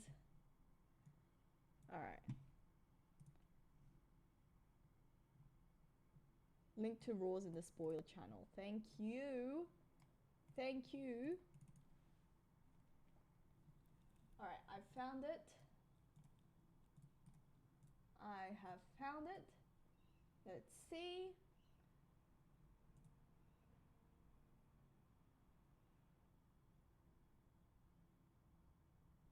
He's compared it to like the USA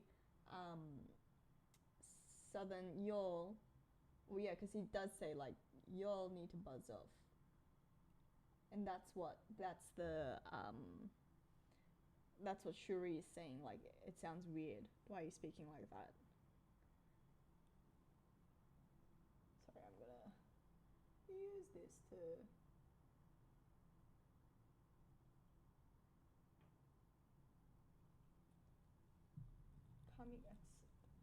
Because I'm reading in rules, it's very unclear. It's not very clean. Sorry, I'm speaking away from the mic. Sorry. I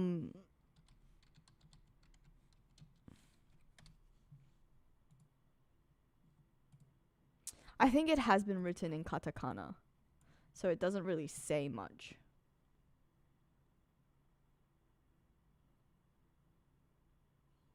And the quality of the rules means that I can't really tell whether any other script has been written alongside the katakana, but it doesn't seem like it has. I don't know, what do you guys think?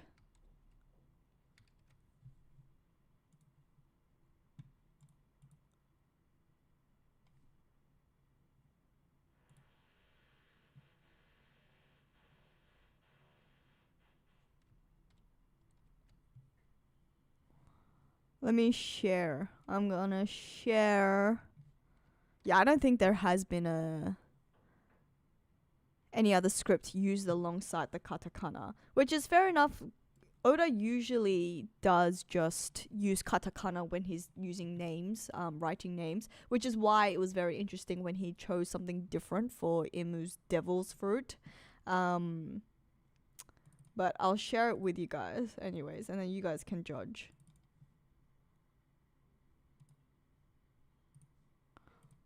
Alright, so this is the panel. Let me blow it up for you. That second line from the right, the one that's within the sort of square brackets, that is that's the kamigata.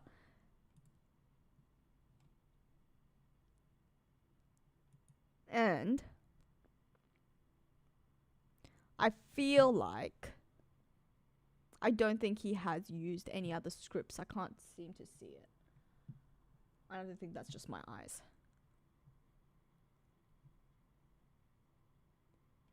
So, Kamigata remains a mystery. Remains a mystery to us for now. And Lay Wasted, hello. You were listening while working. Well, I'm glad that you were able to listen to us read the chapter at least. Thank you very much. And I'm glad to see you in here now. Long stream. Yeah, I'm not... Wow, it is... Okay, so it has been over an hour and a half. Sorry, it just got too interesting. We just got too interested discussing all the things. What happened to Shuri? What happened to Leuven?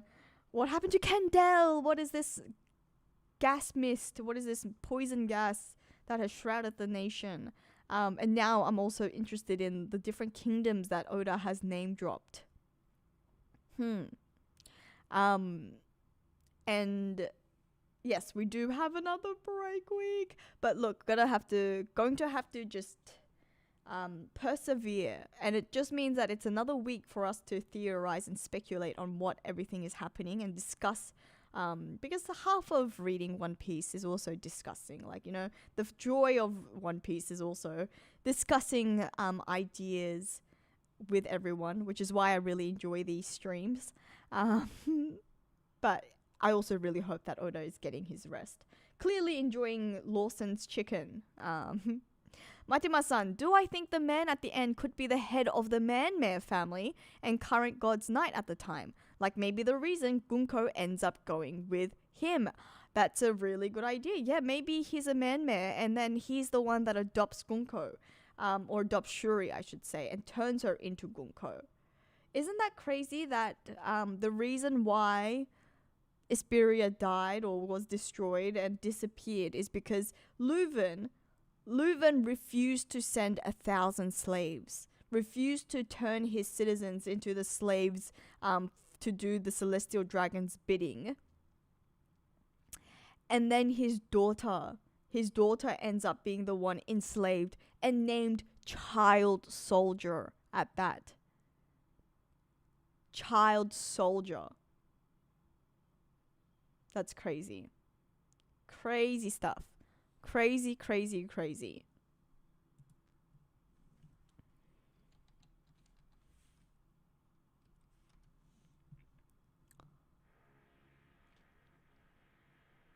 You know what, Chin? He does look like Shiryu. I agree that he does look like Shiryu, but Shiryu's too young. Unless Shiryu somehow has the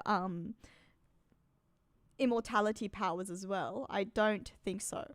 I highly doubt it, because he should be like, he'll be about a third of the age that he should be. But yeah, you're right. Maybe he is part of. It's the long game, and Shiryu is not just the, or it could be Shiryu's father. It could be Shiryu's father. Because he does sort of look like he's dressed like a god's knight, but he does also look like he's dressed up as a as part of the navy.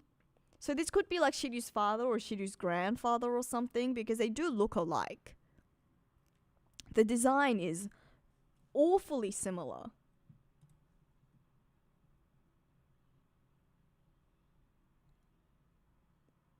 But I think there's more to it. I think there has to be more to it than just being simply Shiryu's, like being related to Shiryu, right? Because Oda has made that a particular focus, like has zoomed in on that panel in particular. I think the reason is because I think him being the man-mare head of the the head of the man-mare family, I do see that. I can see that. I like that idea a lot. Markador, sorry, I was confusing Lawson's and Watson's. I knew it. Yeah, see, I knew that they sounded familiar. It must be the ending of the song. Both are present in the Philippines. Watson's is the pharmacy. Sorry, that's what I was thinking of. Lawson's is the convenience store. Watson's is the pharmacy. Zod, I don't know if you're still in here within the stream, but I hope you enjoyed yourself some Lawson's chicken. You know what I really love? So I couldn't have a lot of the combini food because of my gluten intolerance. So I couldn't eat too much of it. I didn't try the chicken, but I have heard that like convenience store fried chicken is very, very good. But you know what I did really enjoy? My favorite convenience store snack and my favorite Don Quijote snack is was the sweet potato. I really, really like the sweet potato. The roasted sweet potato is so freaking good. And I hear that there is the trick to making it taste just as good if you're trying to make it at home, folks, is that you actually, it's a bit of a process of freezing, roasting. Apparently that really brings out the sweetness of the sweet potatoes a lot more. Also, the sweet potato itself you can't use the Kumara sweet potato. The Kumara sweet potatoes, look, they're good, but they're just not as good as the purple skin, or the Hawaiian potatoes. I think my favorite is the purple skin with the white inside. That's probably my favorite. I think it's the Okinawa sweet potato. I don't know if you guys have watched the I think it's called like Blue Zones on Netflix. It's a documentary on Netflix that explores different areas within the world where there's a high concentration of centenarians, people who live to 100, and it's supposed to be like, the secrets of how to live a long, fruitful, healthy life. It was quite an enjoyable watch, I felt like, in One Piece. I mean, not One Piece on Netflix. Sorry, my brain is just One Piece. But the whole premise, to give you a bit of a spoiler, I felt like the whole premise, or you stop me now, tell me now, scream stop if you don't want me to, it's not a huge spoiler, but I think the walkaway and the takeaway that I think they want you to get from watching that series is that it's not just one thing, it's not just one superfood, it's not one habit that allows you to live a long, happy life, but it's a combination of things. You know, it's health, it's like, you know, it's the food that you eat, it's the exercise, it's a feeling of purpose and a sense of purpose, it's a feeling of community. You know, it's a bunch of things that you have to do to live a long and fruitful life. But I swear to God, the only takeaway that I actually really got from watching that entire series, and I watched all the episodes, so, you know, I watched all of the episodes, went to the different countries, went to the different cities, not as in like personally, but as in like I vicariously went to the different cities. And the only takeaway that I actually truly had is that I should eat more purple skin potatoes. Which I haven't actually managed to do, because sweet potatoes, the purple skin sweet potatoes, is not cheap. It is not cheap. But I understand why it's not cheap, because it tastes so freaking good. Anyways, I don't know how I think we got onto it because of, I don't know where we got onto how we got onto this, but anyways, I guess that's where we end. This is the note that I'm going to end on, is that we should all eat more purple skin potatoes. And I hope Oda isn't only eating fried chicken. I guess okay, you know what this is? This is the real ending that we're going to end the stream on. I hope Oda isn't only eating convenience store fried chicken, and rather, I hope that he is eating roasted sweet potato that he can get from the Don Quixote, from the different convenience stores, because that's going to at least to help him live a longer, more fruitful life. And the longer life he lives means that the more we can enjoy of his beautiful mastery of his manga. And just as I was about to leave, no, sorry, okay, I do have a super chat from Grostonks. The smoking holy knight is Don Muron, which caused the fall of Isperia. He was mentioned in chapter 1183. They were the mob guys trying to capture Candel, as well as in this chapter, they are seen helping the Marines. Okay, Grostonks, thank you so much. Thank you so much for the super chat. But also, this is exactly what I was saying earlier. I don't know if you missed it. I don't know if you heard me say it earlier, but I do think that the Murons were involved in plotting against the Isperian kingdom. I do agree. I highly agree, and I can see that. Okay, so Muron, that could be a case. Can you imagine if, in the exchange for turning over Isperia, the head of the Muron family secured himself a seat as a celestial dragon, as even potentially a holy knight. You know, similar to what happened. Far out. This is crazy, because we do have precedent before. You can secure yourself even as a lowly human, even as just a satellite, as a not as a clone. You can become a celestial dragon if you have something important enough that the world government wants. We have seen this.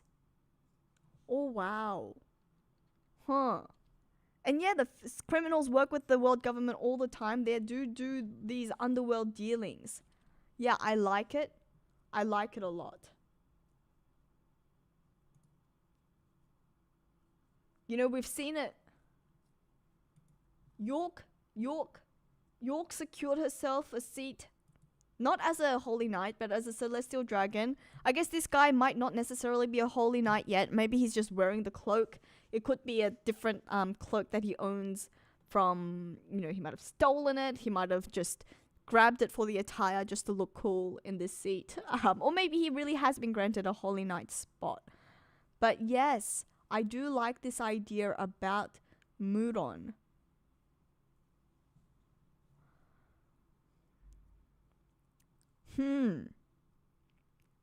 Which then I think takes us back. So is he Don Muron? Or is he the head of the Man-Mare family? I think those are my top two. That's my top two ideas at this point. I really like both of those ideas. Could go either way. I do like both of them.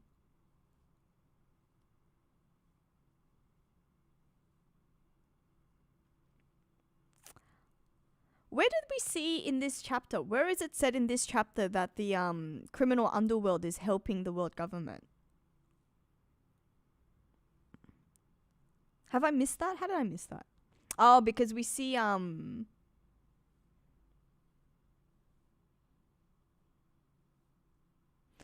when we see the guy with the hat, fighting the Navy. But I didn't necessarily read that as them helping the world government. The way that I read that is them like sort of exploiting the situation, and they're trying to loot while they have the chance. Because it says like, it's a raider.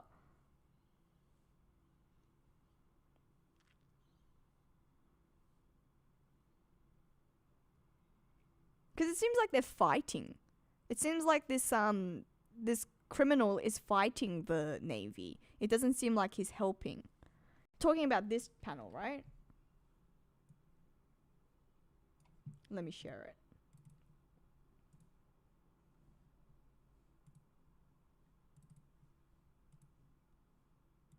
Are you talking about this panel?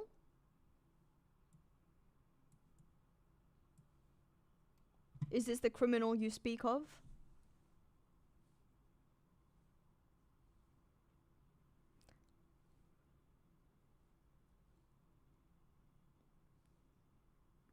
Or is this the example that you speak of when you say that, as well as in this chapter, they are seen helping the Marines?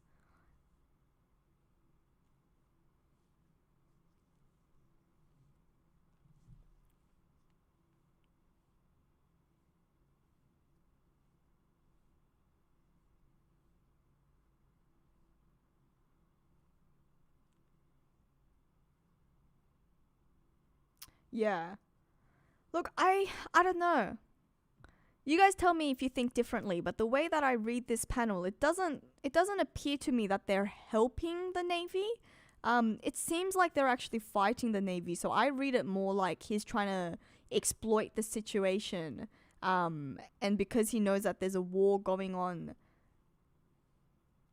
he's trying to loot and then ends up coming across the Navy. That's how I read the panel. But, you know, you might be right. They might be, or this could have been the, you know, this is the scene that we see, but in reality he's helping, or like it could be that they come into a confrontation and then he says, no, I'll help you instead. This is the way to the palace. But I still, regardless of whether he is really helping or not, I do, like I said before, I did say before as well, that I do feel like what might have happened is that the Muron family sold Isperia out. Because, again, tell me if I'm reading it and if I'm interpreting this wrong. But when we read the panel when King Leuven is explaining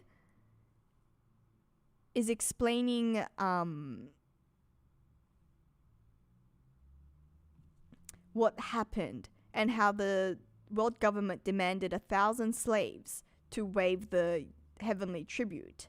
And he says, instead of that, we are going to go to war instead. And then he says, the world government's armada is going to arrive in 2 days, and I don't have any intention of choosing human sacrifices to hand over to them. I read that as if he sort of allowed the world government to come under the pretext of, yes, you can take 1,000 slaves, but what he's planning in the meantime is actually, no, we will wage war. And that's what he's planning. And yet, because once they do land, despite their preparations, we see them getting the Royal Guard, the Guard Corps, get surprised with how many the Marines have sent, with how many Marines have been sent, right? They say, like, nobody said that there would be this many of the Marines. So they're very shocked, right? Which means that the world government, the Marines, were tipped off. I think they could have been. They might have been tipped off that actually Isperia isn't planning on just handing over slaves, and they're actually planning to fight. Now, who would have been the ones that are close enough, have that sort of intel, and would be motivated to sell the experience out, if not for the Muron family? And I do agree. So it could be the Muron family sold them out, and this treachery, this level of deceit. Well, actually, not even deceit, because Murons have always been against the experience. So this level of ploy, this sort of plot, might go thicker than we realize, and the Muron family might have been in cahoots with the world government from much earlier on, because yes, the Marines were also dropping off powder in the last chapter, although it did seem like they were there to capture the Muron family. It seemed like in chapter 1183, they were there because of reports that, there's some drug trafficking going on, and that's how Brooke got caught up in it, because they believed Brooke was part of the Muron cartel. But, after that confrontation, they could have switched sides. Murons could have thought, actually we might get more use out of working and helping the world government instead. So, they could have flipped, and the world government, they're no saints. They clearly are not saints. So it could be the case that they employed the Muron family to keep the world government informed about the Esperian happenings, especially because we know in chapter 1183, Prince Leuven, it was Prince Leuven at the time, Prince Leuven ticked off the world government agents. They weren't very happy with him because, the Navy agents, and Kendall was constantly reminding him, you've got to do better, you've got to be more diplomatic. This is the world government, this is the Navy that we're talking about here. You can't just act so boisterously and expect that just because you're a prince, you're going to get away with it. You've got to learn some diplomacy. And so it could be the case that after that interaction, the world government and the Navy, despite it being the fact that the Murons were the ones doing illegal business, were the ones doing illegal trade and drug trafficking, said, you know what? I don't like the experience. You clearly don't like the experience. My enemy is your enemy. Let's work together. We're going to destroy this kingdom. And so the Muron family has been in cahoots with the government ever since. And then that is what attracted the world government to come to Esperia. That's why the world government decided to do a reconnaissance mission, came to the Esperian kingdom for an undisclosed reason, just to find out, is this kingdom worth anything? Is this kingdom worth destroying? Is this kingdom worth controlling? And then caused some mysterious illness, caused Kendall to become mysteriously ill for who knows what reason.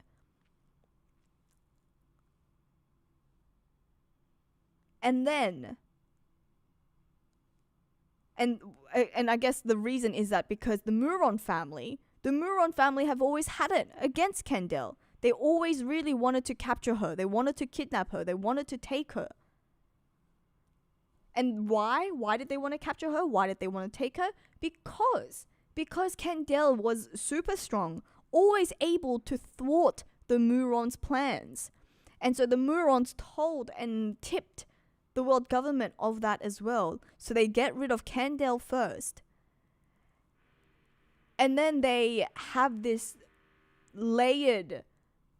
very layered plot to seize control of Esperia by taking away their source of livelihood, deploying this thick mist cloud, this fog, this gas poison, so that they no longer have the ability to create instruments and make music and spread joy.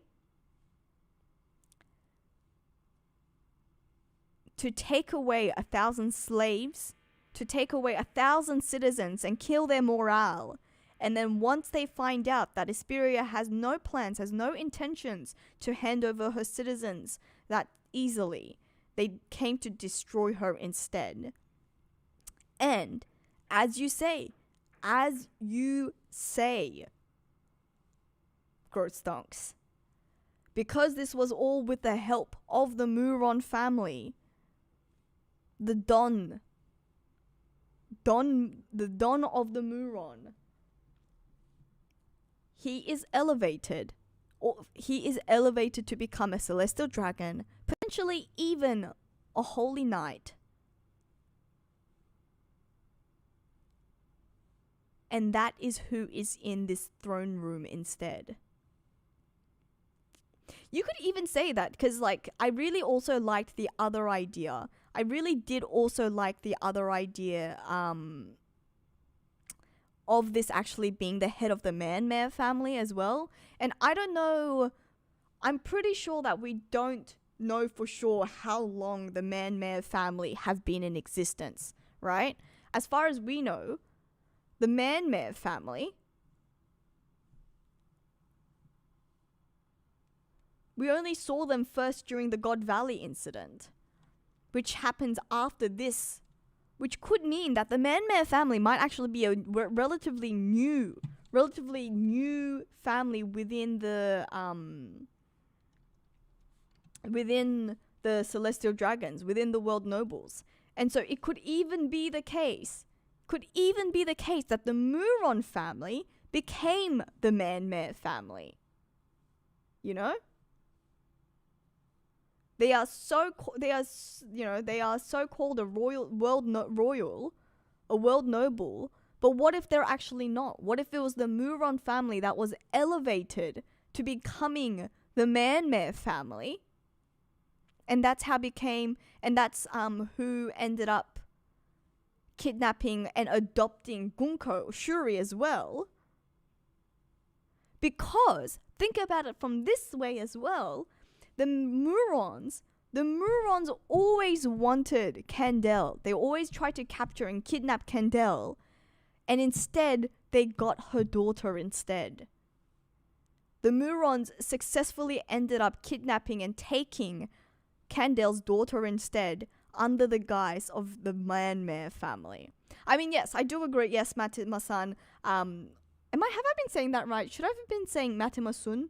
Anyways, it is, I guess, the assumption is that the Man-Mare family would have been one of the original 20 families, but that hasn't been confirmed, you know? And again, Lay Wasted, is it possible to get promoted in the Celestial Dragons, you know? Is that confirmed that you have to have been originally from the 20 original families? Because as far as we knew, we didn't even know that it was possible to become a Celestial Dragon. We only found that out once York decided that, you know, she was going to betray the Vegapunks, and she decided that she was going to become a Celestial Dragon. Up until this point, we all assumed that you had to have been one of the world nobles, you know, before Gunko. You know, why has Gunko become a Celestial Dragon? It's clearly possible that even as a human, as a lowly human, you can be elevated to become not only a Celestial Dragon, but to become a holy knight. And I go into this in my video, so please do watch my video later this evening. That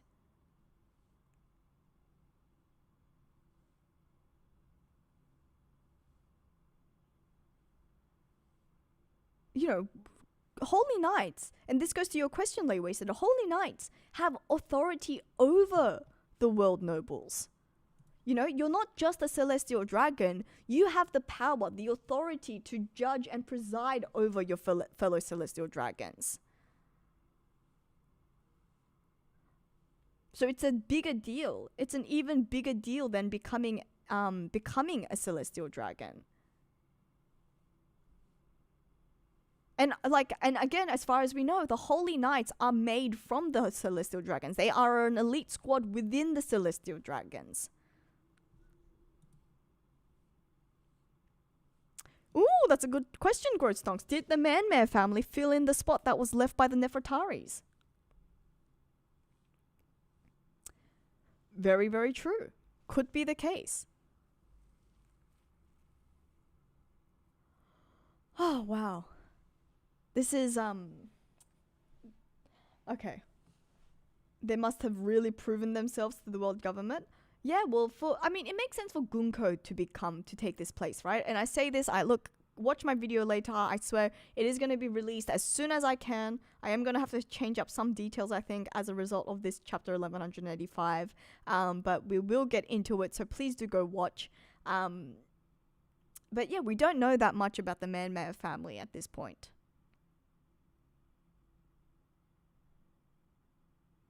They didn't even let Doffy's family back in. No, they didn't. Well, they didn't let Doffy back in anyways. But there's a difference between a celestial dragon turning his back on the fellow celestial dragons versus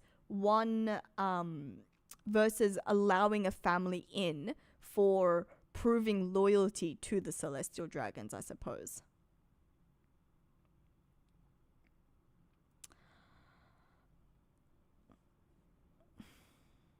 This is very, very fun. I'm liking this a lot. Unfortunately, this is where I'm going to have to leave you guys. I was saying earlier before we went on this train of thought that I am going to have to end the stream at this stage. It's my nephew's birthday. Going to be spending my day with the nephew. I'm going to go watch the Lion King musical, which I'm super excited about because I've not been able to see that yet. I've never watched it before, so I'm really looking forward to it. But like I said, I will be out with a new video very, very shortly, so please keep tuned. If you're not already a subscriber, please do subscribe to the channel. Thank you so much for everyone who's come in despite the football going on, despite it being late Friday evening or potentially very, very early Saturday morning. I hope you enjoy another break week. Hopefully we will be able to do a break week stream this time. I know I'm sorry I didn't get to do one last week. I will try my hardest to do it this week. So again, subscribe so that you don't miss out on any sort of happenings on this channel. And thank you to Zod for all the gifted memberships and to everyone who super chatted. Enjoy a lovely weekend and enjoy a lovely break week. I shall see you very, very soon. Okay.